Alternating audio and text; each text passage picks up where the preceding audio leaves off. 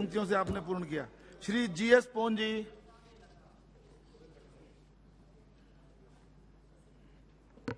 Thank you, sir, for giving me the opportunity to express my views on my party's view in the Energy Conservation Amendment Bill 2022. Sir, India stands at the forefront of addressing climate change and has committed to ambitious, nationally determined contributions. There is no doubt we need to adopt a bipartisan approach to this issue, as it is a question of the survival of our species. Our Prime Minister has reiterated India's commitment by aiming to install 500 gigawatts of non-fossil energy capacity by 2030, reduce emission intensity of GDP by 45% over 2005 levels, source 50% of the electricity from non-fossil sources by 2030, reduce carbon emission by 1 billion tons till 2030 and achieve net zero by 2070. India is the largest exporter of carbon credits. Therefore, it makes obvious sense that we set up our own national market and frame the necessary regulations for it. Media reports indicate that the Prime Minister may launch a national carbon trading platform on 15th August as Indian presses ahead with its climate commitments. And what better an occasion than Independence Day? This amendment seeks to mandate the use of non-fossil sources including green hydrogen, green ammonia, biomass and ethanol for energy and feedstock, and I welcome this, sir. This move must also be backed by support for promoting research and innovation in this field. There is a need for incentivizing actions for emission reduction, leading to increased investments in clean energy and energy efficiency areas, and its amendment will be seen as a positive step in that direction. Currently, only commercial buildings are required to follow the energy efficiency code. The attempt to bring large residential buildings within the fold of energy conservation regime and to enhance the scope of energy conservation building code is also welcome. The proposal is expected to increase the cost of construction by 2 to 3%, but the recovery takes place within 4 to 5 years through reduced electricity bills. The estimate says that this is likely to save 1,20,000 crores worth of electricity by 2030 by avoiding generation of 3 billion units.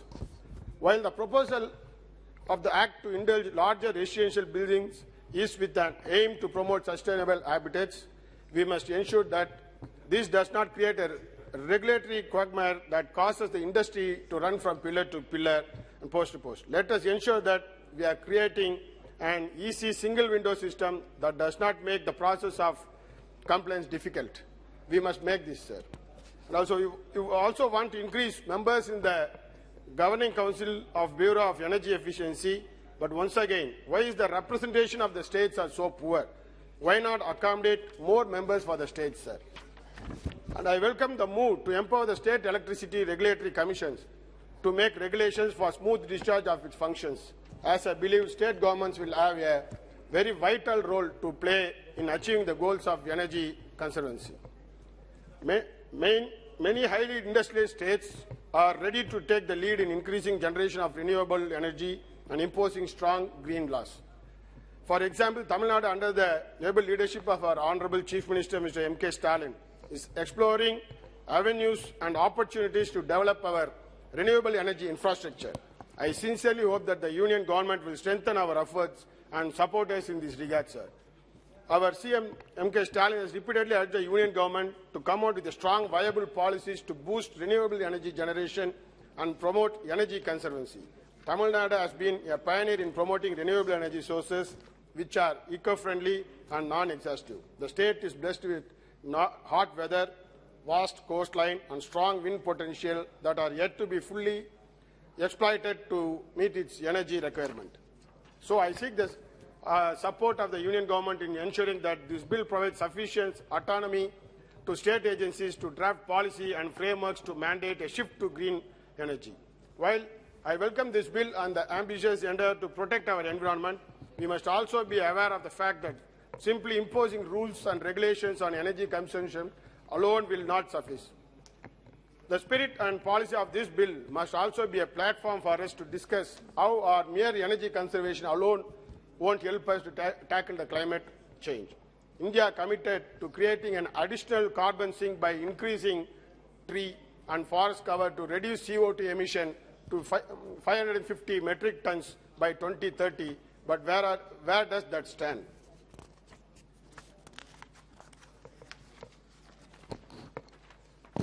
Where do we stand on moving to electric vehicles and creating the infrastructure for them? We have been discussing ways to move to electric mobility for ages now, but are yet to see concrete steps to expand the necessary infrastructure on charging stations across the nation. And when are we going to push for all government offices and buildings to lead the way in being energy conscious? Take, for example, the Central Vista project. Reports say the Secretariat will be served by highly energy efficient and sustainable infrastructure. Sir, as much as support and welcome any measure that is affirmative action to tackle climate change and to minimize our impact on our environment, we must also remember that this is a goal that needs the constant effort and support of all sections of the government and society. We need to work towards making this a people's movement. Only then will it be true, achieve remarkable growth and sustainability. Thank you, sir. Shrimati Supriya Sule ji. Thank you, sir. I stand here